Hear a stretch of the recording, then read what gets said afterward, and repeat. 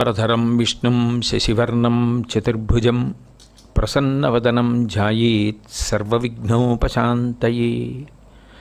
గురుర్బ్రహ్మా గురుర్విష్ణుః గురుర్దేవో మహేశ్వరః గురుః సాక్షాత్ పరం బ్రహ్మ తస్మై శ్రీ గురవే నమః.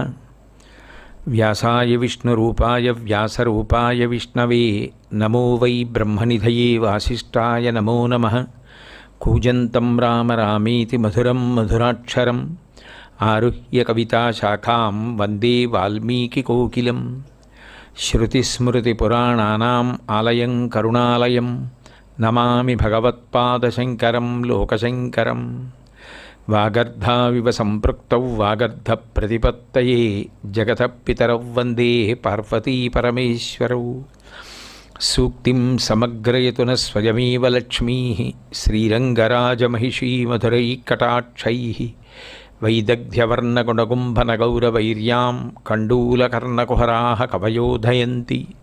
హైమోర్ధ్వపుండ్రమజహన్మకుటం సునాసం మందస్మితం మకరకుండలచారుగండం. బింబాధరం బహుళదీర్ఘకృపాకటాక్షం శ్రీవేంకటేశముఖమాత్మని సన్నిధత్తాం. విమలపటి కమలకుటి పుస్తకరుద్రాక్షసస్తహస్తపుటి కామాక్షి పక్ష్మలాక్షి కలిత విపంచి విభాసి వైరించి. హరి ఓం. పరమేశ్వర స్వరూపైన సభకి నమస్కారం. 45వ నామంగా శంకర భగవత్పాదాచార్య స్వామివారిని సత్యాత్మనే నమః అని కీర్తిస్తున్నారు. అంటే సత్యము అన్న మాటకు అర్థం ఏమిటంటే ఏ కారణము చేత కూడా మార్పు చెందనిది ఏది ఉన్నదో దానిని సత్యము అని పిలుస్తారు. అందుకే భగవంతుడికి పేరేమి అంటే సత్యమే. సత్యం జ్ఞానం అనంతం బ్రహ్మ అంటుంది ఉపనిషత్తు. సత్యమే భగవంతుడు. అందుకే సత్యనారాయణ అని అన్నవరంలో ఉన్నటువంటి స్వామిని పిలుస్తారు. సత్యమును ఆధారం చేసుకొని మిగిలినటువంటివన్నీ కూడా ప్రకాశిస్తూ ఉంటాయి. అంటే సత్యమే ఆత్మ. సత్యము అంటే ఎప్పుడూ ఏ మార్పు లేనిది కాబట్టి ఆత్మ కూడా అంతే, ఏ విధమైన మార్పు లేకుండా ఉంటుంది. అందుకని సత్యమైన ఆత్మ ఏ వికారము ఏ మార్పు లేకుండా ఎప్పుడూ శాశ్వతంగా ఉండేటటువంటి ఆత్మ ఏదో అది అయి ఉన్నవారు అంటే పరబ్రహ్మమే తానై ఉన్నవారు అని. ఇందులో ఈ సత్యము అనేటటువంటిది తెర లాంటిది. మనం చలనచిత్రం చూసినప్పుడు తెర ఉంటుంది, ప్రేక్షకులు ఉంటారు. నిజానికి తెర సత్యం, ఉన్నది ఎవరంటే తెరే. చలనచిత్రం అసత్యం. ఎందుకంటే నిజంగా అక్కడ నటీనటులు లేరు, నిజంగా కథ లేదు. కానీ మనం ఏమైపోతామంటే తెరతో ఎక్కువగా సంగం పెట్టుకోవడం కన్నా, తెరతో తాదాత్మ్యత కన్నా తెర మీద పడుతున్న రంగు బొమ్మల మీద తాదాత్మ్యత చెంది ఆయనకి ఎవరికో కథానాయకుడికి కష్టాలు వచ్చాయని వెక్కి వెక్కి ఏడ్చేసి పకపకా నవ్వేసి ఆనందపడిపోయి వాళ్ళెవరో కొట్టుకుంటుంటే మనం ఉత్కంఠ పొందేసి చిట్ట చివరికి వాళ్ళు కథానాయకుడు కథానాయిక కలుసుకుంటే చాలా ఆనందపడిపోయి లేచి బయటికి వెళ్ళిపోయేటప్పుడు చూస్తే తెర ఒకటే ఉంటుంది. తెర సత్యం. అట్లా ఆ చలనచిత్రాలు ప్రదర్శించేటటువంటి ప్రాంగణంలో ఎన్ని వందల కథలు వచ్చాయో ఎన్ని వందల కథలు వెళ్ళిపోయాయో. ఆ వచ్చి వెళ్ళిపోయేదంతా అసత్యం. నిజానికి సత్యమైన తెర లేకపోతే అసత్యమైన అంటే అక్కడ లేకపోయినా ఉన్నట్టుగా కనిపించేది ఏదంటే నిజానికి చలనచిత్రం. అందుకే లోపల నుంచి అన్ని భావాలు బయటకు వస్తాయి. నిజానికి అందులో ఎవరున్నారు అక్కడ? అవన్నీ లేవు, ఆ భవనాలు లేవు, ఆ ఉద్యానవనాలు లేవు, అందులో నటిస్తున్న వాళ్ళు లేరు, పేదరికాలు లేవు, విదేశాలు లేవు, పర్వతాలు లేవు, జలపాతాలు లేవు. కానీ అన్నీ ఉన్నట్టే కనపడతాయి. అది ఆగిపోయిన తర్వాత ఉన్నదేదో అది నిజంగా ఉన్నది. ఉన్నదాన్ని వదిలిపెట్టి ఉన్నదాని మీద ఆరోపింపబడినటువంటిది ఏదిందో దానితో సంగము చెంది అనేక భావాలు ప్రకటించడానికి బోలెడంత డబ్బులు పోసుకుని మరీ వెళ్ళి చూస్తున్నావా లేదా అంటే అది తప్పని నేనేం నిర్ధారించట్లేదు, అదో సంతోషం. కాబట్టి సత్యము తెర. అట్లా సత్యము భగవానుడు. తైత్తరీయోపనిషత్తులో బ్రహ్మానందవల్లి అని ఒక భాగం అందులో మొదటి అనువాకంలోనే సత్యం జ్ఞానమనంతం బ్రహ్మ అని ప్రారంభం చేస్తారు. అంటే సత్యమే భగవానుడు అని. భగవద్గీతలో సత్యము భగవంతుడు, సత్యము ఆత్మ అని గీతాచార్యుడు నిర్ధారణ చేస్తాడు. అందుకే నేను ఒక మాట అన్నాను. ఈ నివృత్తి మార్గంలో శంకర భగవత్పాదులు దేన్ని ప్రతిపాదిస్తూ ఉంటారో అది భగవద్గీత చేత కూడా ప్రతిపాదింపబడినదే అయి ఉంటుంది. అంటే ఆయన ఎప్పుడు మాట్లాడినా, ఎక్కడ మాట్లాడినా కాండలో ఆయన మాట్లాడినదంతా కూడా ఉపనిషత్ సారం. ఉపనిషత్తులంతా కూడా జ్ఞానభాగం. వేదంలో పూర్వభాగం, పూర్వమీమాంస అంతా కూడా కర్మకాండ. మనం కర్మ చేయకుండా ఉండలేం కాబట్టి కర్మభాగాన్ని మనకిచ్చారు. అక్కడతో ఆగిపోకుండా ఉండడానికి జ్ఞానమును కూడా తెలుసుకోవాలి. శంకర విజయములు అంటారు. శంకరాచార్యుల వారి జీవిత చరిత్ర అనరు, శంకర విజయాలు అంటారు. శంకర విజయాలు అన్న మాట ఎందుకు వచ్చిందంటే నిజానికి అది ఆత్మ విజయం. పూర్వం చూడండి, రాజులు యుద్ధాలు చేసి రాజ్యాలు గెలవడానికి వెళ్ళేవారు. దాన్ని దిగ్విజయ యాత్ర అనేవారు. దిక్కులు పట్టి వెళ్ళి ఆయా దిక్కులలో ఎంతవరకు గెలిచి తమ పతాకం ఎగరవేయగలరో అంతవరకు వెళ్ళి భూమిని స్వాధీనం చేసుకున్నారు కాబట్టి అది దిగ్విజయ యాత్ర. శంకరాచార్యుల వారి యొక్క జీవితం అంతా కూడా శంకర విజయములు. జయము కాదు, వి అన్న విశేషణం వేశారు. విజయము అంటే శంకరాచార్యుల వారి పర్యటన, శంకరాచార్యుల వారి ప్రబోధం మనం తెలుసుకుంటే మనకేమవుతుంది అంటే మనం ఎలా బ్రతకాలో మనకు అర్థమవుతుంది. ఆయన చెప్పిన విషయాలన్నింటినీ మనసులో తిప్పుతూ ఉంటే మనకేమర్థం అవుతుంటే కర్మ చేయకుండా మనం ఉండలేం కాబట్టి చేసే కర్మలు ఈశ్వర ప్రోక్తమైన కర్మలు, ధార్మికమైన కర్మలు చెయ్యాలి. క్రమక్రమంగా దాని చేత ఇక్కడ సుఖము, స్వర్గమునందు సుఖము, ఆ తిరుగుతూ ఉండడం ఎన్నాళ్ళన్న భావన కలిగినప్పుడు జ్ఞానకాండ ఎందు కూడా ప్రవేశించాలి. అందుకే ఏది సత్యము అన్నదాని గురించి భగవద్గీతలో గీతాచార్యుడు ఒక మాట అంటాడు. నత్వేవాహం జాతునాశం నత్వం నేమే జనాధిపాః నచైవన భవిష్యామః సర్వే వయమథ పరం అంటాడు. ఇది నిజానికి తత్వమసి మహావాక్యానికి వ్యాఖ్యానం. అందులో కృష్ణ పరమాత్మ అర్జునుడితో మాట్లాడుతూ ఒక మాట అంటాడు. నువ్వు యుద్ధం చేస్తే నువ్వు ప్రయోగించే బాణ పరంపరల చేత వాళ్ళు చనిపోతారంటున్నావు. వాళ్ళు చనిపోతే వాళ్ళు లేకుండా పోతారు అన్నది నీ అభిప్రాయం. కానీ నీకు నేను ఒక మాట చెప్తాను చూడు. నత్వేవాహం జాతునాశం నత్వే నేమే జనాధిపాః. నేను పూర్వం ఎప్పుడో లేనివాడను, ఇప్పుడు ఉన్నవాడను కాను. నేను పూర్వము ఉన్నాను, ఇప్పుడు ఉన్నాను, ఈ తర్వాత కూడా ఉంటాను. అంటే సత్యం. నేను ఒకప్పుడు ఉన్నవాణ్ణి, ఒకప్పుడు లేనివాణ్ణి కాను. అట్లాగే నువ్వు కానీ ఈ రాజులు కానీ నాలాగే ఇతపూర్వము ఉన్నారు, ఇప్పుడు ఉన్నారు, తర్వాత ఉంటారు. మరి పడిపోయేది శరీరం పడిపోతుంది.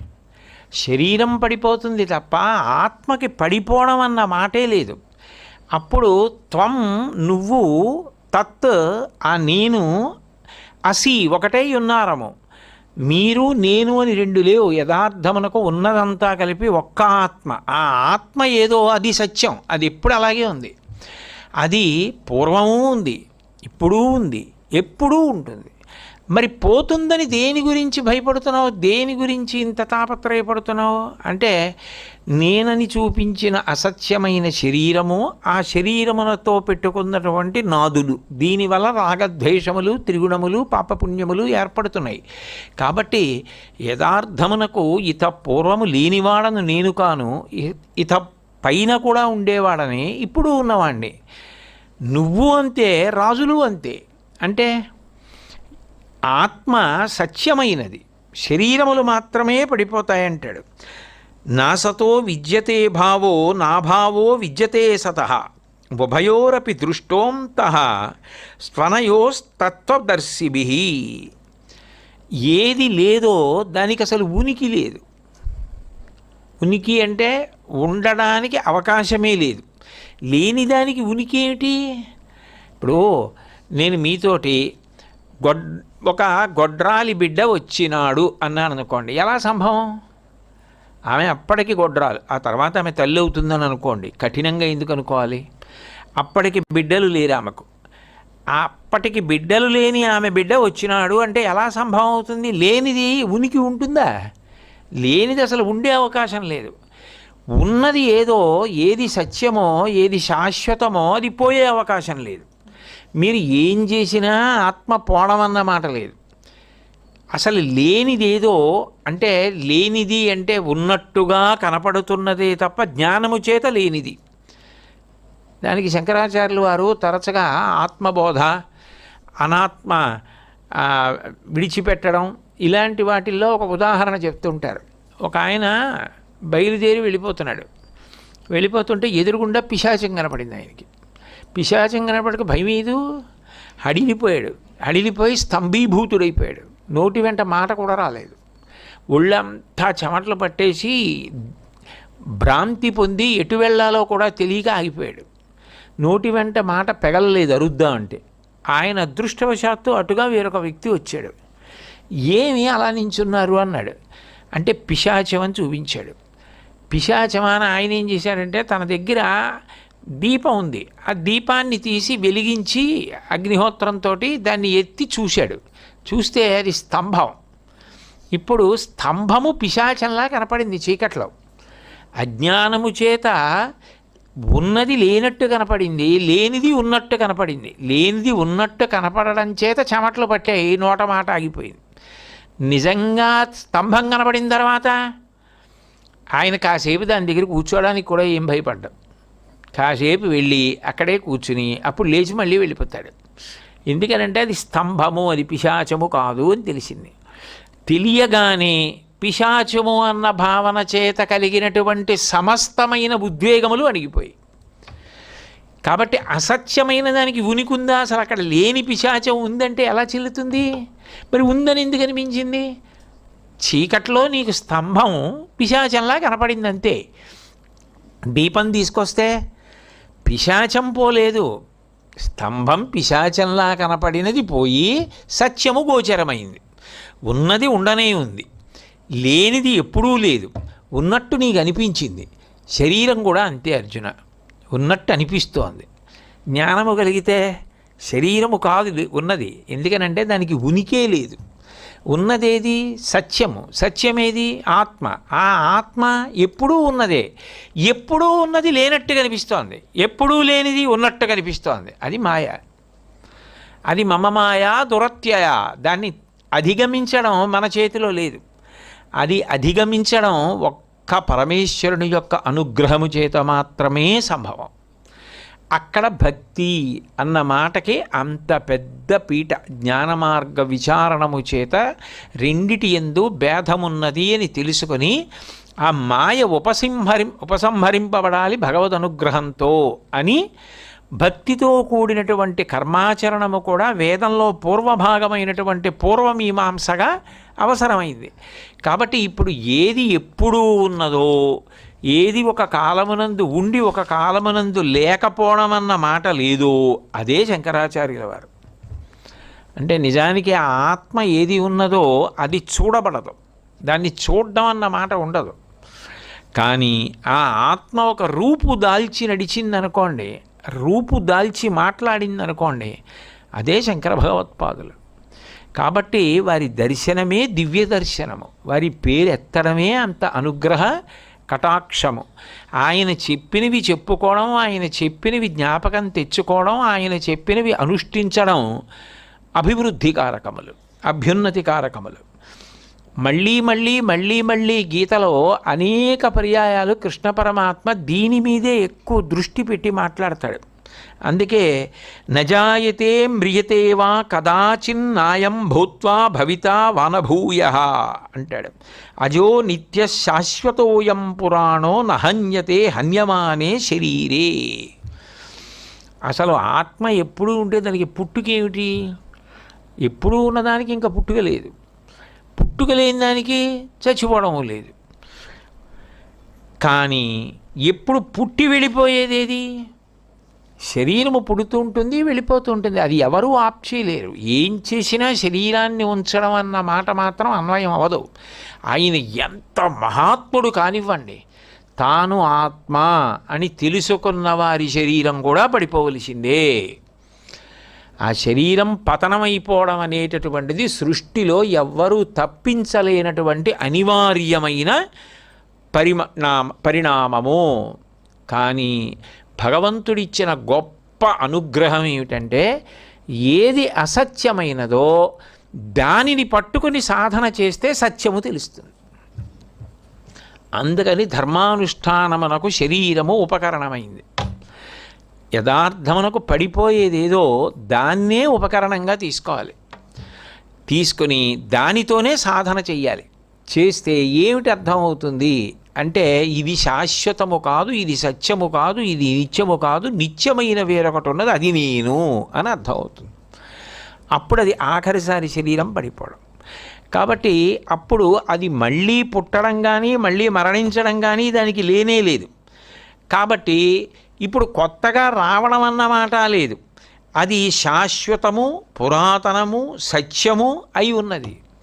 అటువంటి ఆత్మస్వరూపం అంటే పరబ్రహ్మమే. ఆ పరబ్రహ్మము వచ్చి మాట్లాడవలసి వచ్చిందనుకోండి, అప్పుడు ఆయనే బ్రహ్మ, ఆయనే విష్ణువు, ఆయనే శివుడు అవుతాడు. పరంబ్రహ్మమే ఏమవుతుందంటే మూడుగా రూపాలు దాలుస్తుంది. బ్రహ్మ, విష్ణువు, శివుడు. ఇందులో మీరు ఒక విశేషాన్ని గమనించాలి. సాధారణంగా మనం ఏం చెప్తాం? సృష్టికర్త బ్రహ్మ, స్థితికర్త విష్ణువు, ప్రళయకర్త హరుడు. ఇది కదా మనం చెప్పేది. సత్వగుణానికి విష్ణువు, రజోగుణానికి సృష్టి కాబట్టి బ్రహ్మ, తమోగుణానికి శివుడు, అలా చెప్తారు అన్వయం. మీరు ఒకటి ఆలోచించండి. నిజంగా చెప్పాలంటే విష్ణువు ఎన్ని కోటాను కోట్ల మంది రాక్షసుల్ని సంహారం చేయాలి స్థితికారుడై ఉండడానికి? అప్పుడు అందులో సత్వగుణం ఉంది అని మీరు ఎలా చెప్పగలరు? జ్ఞానదాత మహేశ్వర, శివుడు రాక్షస సంహారం చేయలేదా? త్రిపురాసురుల్ని చంపలేదా? ఆయన రాక్షస సంహారం చేశాడు. జ్ఞానమిచ్చేవాడు శివుడు. తమోగుణం ఉన్నవాడు ఎలా ఉండాలి? నల్లగా ఉండాలి. ఆయన తెల్లగా ఉన్నాడు శివుడు. సత్వగుణానికి ప్రతినిధి అయిన విష్ణువు తెల్లగా ఉంటాడు. తెల్లగా ఉన్న విష్ణువు కనపడరు. నల్లగా ఉన్న విష్ణువు జగద్గురువు కృష్ణ భగవానుడిగా, తెల్లగా ఉన్న శివుడు దక్షిణామూర్తిగా జగద్గురువు. మిగిలిపోయిన వాడు ఎవరు పాపం? ఎర్రగా ఉన్న బ్రహ్మగారు, రజోగుణం, సృష్టికర్త. ఆయనకి పూజ లేదు. ఎందుకు పూజ లేదో తెలుసా? సర్వసాధారణంగా మళ్ళీ మనం ఎవరి దగ్గరికి వెళ్ళాం? ఆయన దగ్గరికి వెళ్ళినా ఆయన చేసే ఉపకారం ఏమీ లేదంటే ఇంకా ఆయన దగ్గరికి వెళ్ళాం. ఇంకా ఆయన దగ్గరికి వెళ్ళి ఉపయోగం ఏంటంటే ఆయన ఏం చేయడండి, ఆయన పరిధి దాటిపోయింది. ఇంకా ఆయన చేయగలిగింది ఏం లేదంటే ఇంకా ఆయన దగ్గరికి ఎందుకు? సృష్టి చేసేటప్పుడు బ్రహ్మగారు నువ్వు ఇది అనుభవించాలని రాసి పంపించేశారు, ఇంకా అయిపోయింది. ఇంకా అయింది. ఆయన దగ్గరికి వెళ్ళా నేను పంపించేశాను కదా, ఇంకా నేనేం చేయను అంటాడు ఆయన. కాబట్టి ఇప్పుడు మళ్ళీ పుట్టకుండా చేయవలసిన వాళ్ళు ఎవరైనా ఉన్నా, ఒకవేళ పాపకర్మల చేత కష్టం అనుభవించవలసి వస్తే రక్షించవలసిన వాడైనా వీళ్ళిద్దరూ. అందుకని పూజలు ఎవరి రూపాలకు ఉంటాయంటే వీళ్ళకుంటాయి. ఆయనకి పూజ లేకపోవడం వెనకాతల ఉన్న అసలు తార్కిక రహస్యం ఏంటంటే మనిషి గడుసుతనం. అందుకని బ్రహ్మగారి జోలికి వెళ్ళడం. కానీ మీరు జాగ్రత్తగా ఆలోచిస్తే బ్రహ్మగారు వరాలు ఇవ్వట్లా. రాక్షసులందరికీ వరాలు ఇచ్చేది ఎవరు? బ్రహ్మగారే. 4 వేదాలు 4 ముఖాలతో చదివేవారు ఎవరు? బ్రహ్మగారే. జ్ఞానమునకు కారణమైన సరస్వతీదేవికి భర్త ఎవరు? బ్రహ్మగారే. అప్పుడు నిజంగా మనం చెప్పినట్టుగా ఆయన సృష్టి ఒక్కటే చేస్తున్నాడా? అబ్బాయి వరాలు ఇవ్వడం అవి నేను ఎలా చేస్తానండి, నా వల్ల ఎందుకు అవుతుంది అంటాడు ఆయన. అన్నాడు. భూమికి ఎప్పుడైనా భారం కలిగితే పాపభారం ముందు ఎవరిని అడుగుతుందంటే బ్రహ్మగారి దగ్గరికి వెడుతుంది. బ్రహ్మగారు అయితే రామని ఇద్దరం కలిసి వెడదామని విష్ణువు దగ్గరికి తీసుకెడతారు. మరి పరిపాలనాంశలో జోక్యం చేసుకోవాలా బ్రహ్మగారు? అసలు ముందు కష్టం రాగానే తీసుకెళ్ళిన వాళ్ళు ఎవరు? ఆయనే.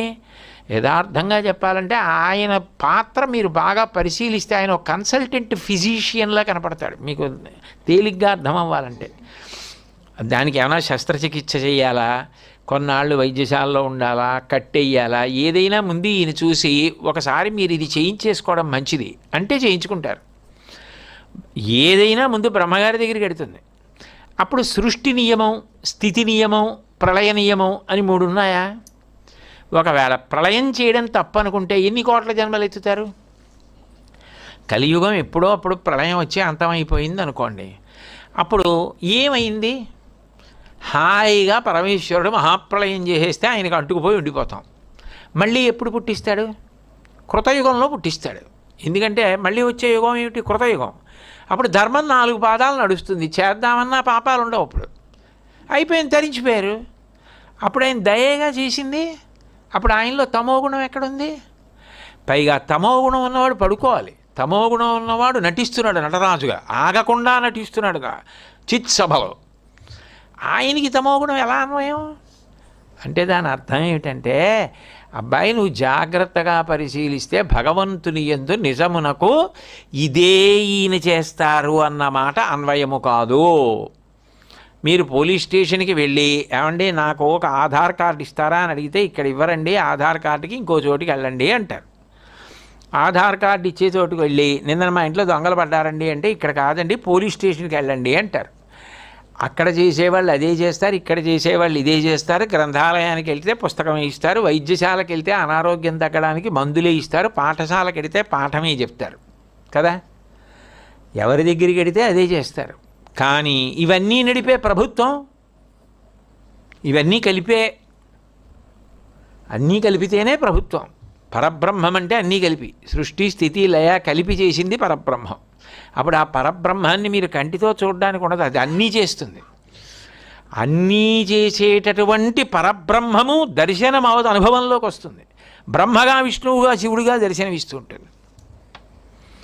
కానీ ఆ పరబ్రహ్మము కంటికి కనపడింది అనుకోండి, అది గురువు. అందుకని గురుర్బ్రహ్మ గురుర్విష్ణు గురుర్దేవో మహేశ్వర గురు సాక్షాత్ పరం బ్రహ్మ తస్మై శ్రీ గురవే నమః. అప్పుడు ఆ పరంబ్రహ్మం ఎవరు? సత్యాత్మ. అది కాలమనందు వెళ్ళిపోయేది కాదు, ఇంకా బ్రహ్మ విష్ణు మహేశ్వరులుగా రూపాన్ని పొందుతూ ఉంటుంది.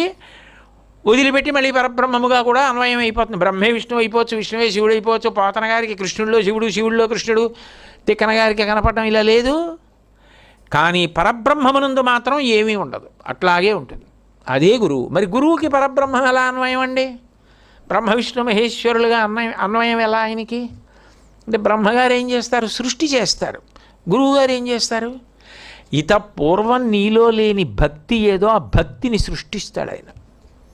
ఇత పూర్వం భగవంతుడు ఉన్నాడని కానీ, ధర్మం అన్న మాట ఉంది అని కానీ, మన జీవితానికి ఒక ప్రయోజనం ఉందని కానీ, మనుష్య జన్మ ఇంత గొప్పదని కానీ, దీన్ని ఇంత జాగ్రత్తగా వాడుకోవాలని కానీ తెలియకుండా అంధకారంలో వెళ్ళిపోతున్నవాడు మళ్ళీ మళ్ళీ మళ్ళీ మళ్ళీ మళ్ళీ మళ్ళీ పునశ్చోత్తమ సాంత్వవాది విసుగు లేకుండా అదే పనిగా చెప్పి చెప్పి చెప్పి చెప్పి దాని మీద పూనిక కల్పిస్తున్నాడు. అందుకని ఆయన సృష్టికర్త.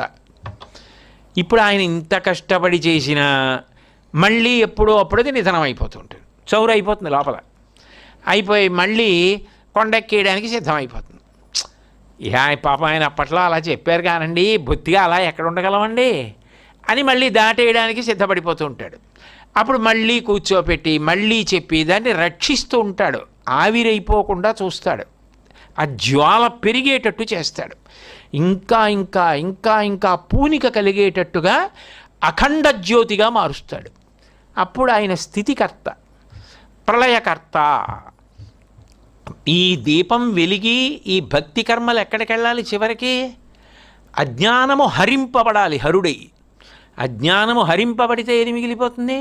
జ్ఞానం మిగులుతుంది. అప్పుడు ఆ జ్ఞానాత్ దేవత కైవల్యం. అప్పుడు ఆ జ్ఞానం ఏం చేస్తుంది? కైవల్యాన్ని ఇస్తుంది. కైవల్యం అన్నమాట అద్వైత పరిభాష.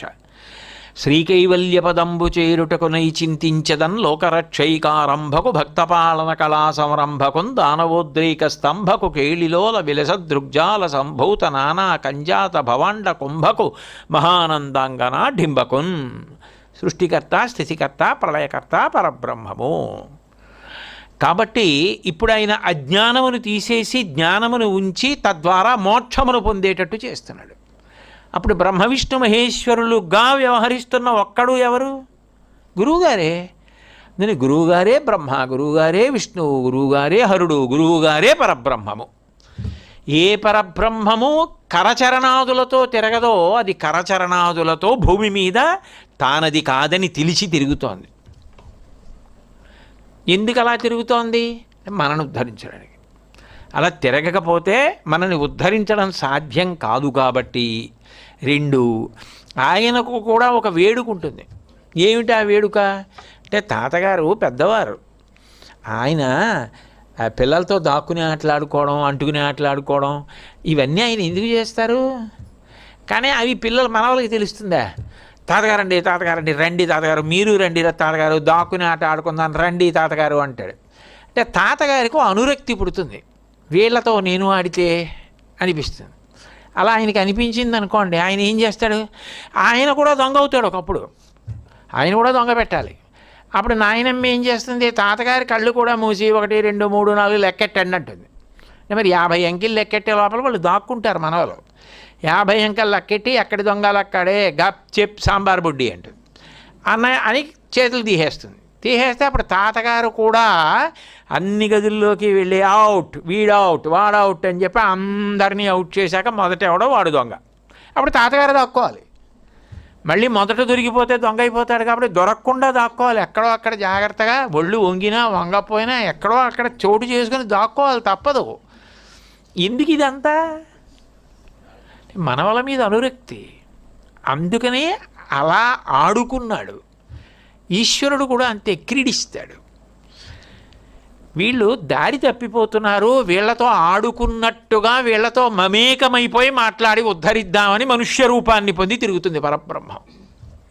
ఇప్పుడు సత్యాత్మనే నమః అంతటి గొప్పదైన పరబ్రహ్మము గురువు రూపంలో శంకరాచార్యుల వారిగా భూమి మీద మనతో కలిసి నడిచింది. మన పెంకితనాలకి జవాబు చెప్పింది.